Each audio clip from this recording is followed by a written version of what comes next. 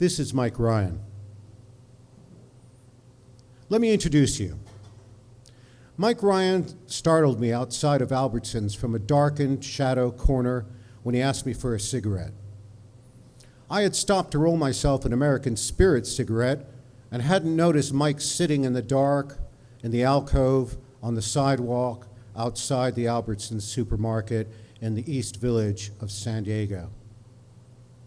He was wearing a camouflage canvas jacket, combat trousers, and sandals on his feet. I nodded affirmatively, finished rolling, and handed him my cigarette. I had returned to San Diego after half a lifetime at sea, sailing past foreign shores, exploring jagged islands, and visiting shining cities. I returned to San Diego because my mother could no longer care for herself, and her needs were such, fluctuating, altering day by day, that I had to be on hand to administer to her once while protecting her from the medical authorities and the police. I had first learned of her condition 2 years previously, attending my father's funeral, and have been on call since, day and night. Tonight was supposed to be my respite, a meal with friends, one old and two new. I was looking forward to wine and food and laughter, but most of all, the comfort of familial conversation. Instead, I was pursuing this conversation. "Thank you, brother," Mike said, reminding me of my poet friend Gerald Arthur Moore, Art, who called everyone he met or passed on the street either brother or sister, which used to bug the hell out of me until I began to realize he wasn't a Jesus freak or a hippie. He was worse than that. He was sincere. So I lingered in this moment, having set my meager groceries down. I asked Mike how he was doing and his name. "Up and down," was Mike's reply. "Could be better, could be worse." "Mike. My name's Mike Ryan." I took a closer look at Mike and saw under the street grime a clear gaze. I took in his craggy Irish features and asked, "Has anyone ever told you look like Chet Baker?" Mike looked quizzical. "Well, I did play the trumpet long time ago." "You do remind me of him." "Everybody reminds everybody of somebody else."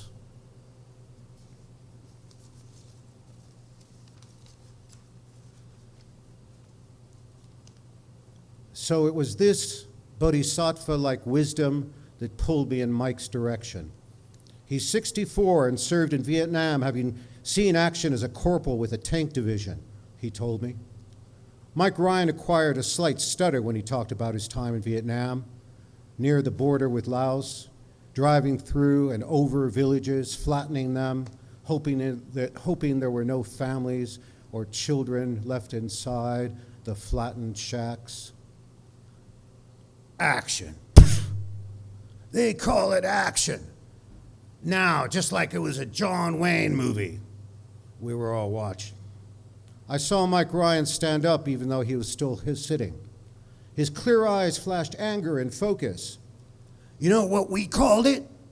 Us boys shooting other boys in the jungle? We called it living hell." Mike Ryan said the last two words with no exclamation, as though he was just naming a town or a state. Living hell.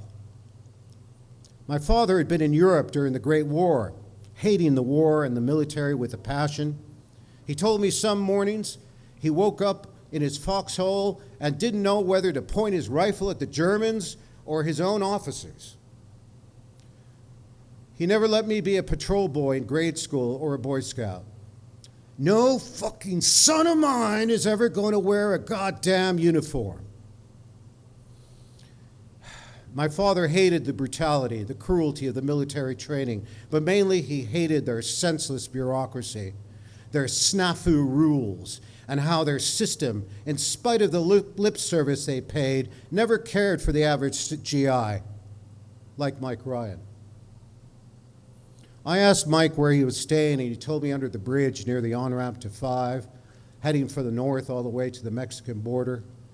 I asked Mike about his veteran benefits, and he gave me some convoluted, faded answer about extradition of forms as he lost his focus and slipped back into his comforting slump. He was vigorously scratching his scabbed legs. Man, you got to get yourself to a clinic and have that seen to. And ask to see the social worker, too. They should be helping you with these forms. I know. I will, brother. I will. He said those words so they sounded just like he meant them, meaning he wouldn't. Just another plan for tomorrow that never comes. Later, meaning never. I tried one more time, and this time I heard my father's voice speaking through my lips. You're entitled, you know. You served your country. You're entitled to what's yours. I pay my taxes. In my mind, I paused on that word entitled. Entitlement. What the mean and petty of this nation have succeeded in reframing as a handout against the very grain of the meaning of the term. Entitled means you earned it. No question of deserving it. My father continued speaking through and to me. To say otherwise is an insult to soldiers, to veterans, to the disabled and the elderly, and to those who just are plain down on their luck. There but for a roll of the dice go you and me, brother. God damn those latter-day Puritans with their work-to-death ethic and their loaded dice. Mike Ryan deserved better than this, but he was too distracted by his own confusion to ask for, demand the help to which he was entitled. Mike had served his country, but his country had failed to serve him. For more than half his life, 64 and sleeping under the bridge. God damn it! My father cursed like a soldier. Mike Ryan looked at me, annoyed. You ever been to war? Me? I shook my head. No, my dad, World War II, he was a private in the Army Infantry, Rainbow Division. Well, you don't know shit then, do you? And I ain't nobody's dad, I'll tell you that for nothing. My father was silent. Then I remembered that he had been dead for a while. I had no idea what Mike Ryan had seen or had heard or what had scattered his mind. I just remember my aunt telling me that when my father first came home from his war, that he'd had screaming nightmares for weeks in the small bedroom he shared with her. She told me about waking up to her mother cradling my father's head as he whimpered into her lap, repeating over and over in comforting Yiddish, "Es sie all right. Es wird sein all right. It's all right. Everything will be all right."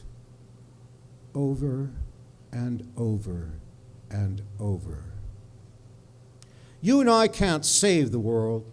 However, we can save each other, but only when we see ourselves in each other. We can show the Mike Ryans of this world the meaning of the word humanity merely by not ignoring them. Just the acknowledgement and reflection that he or she has an intrinsic value regardless of circumstance. One human at a time. I didn't give Mike Ryan any money or any of my food or take him home to my living room couch. I don't know that he would have accepted if I had offered.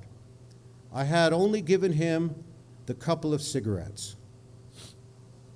But in doing so, I gave Mike Ryan something we all desperately need. More than money, more than a place to live, more than food, more than medicine. I gave Mike Ryan the one thing in life we are free to give or deny anyone we meet along our path. I gave him acknowledgement, the simple consideration of one human being for another. "You don't know shit," Mike Ryan repeated. And with what I took to be Mike Ryan's dismissal, I picked up my bag of groceries, traded another rolled-up cigarette for these photos, and wandered on my way into the safe, warm San Diego night. There was a roof made of stars above my head. It was the same roof that rests above Mike's head and yours.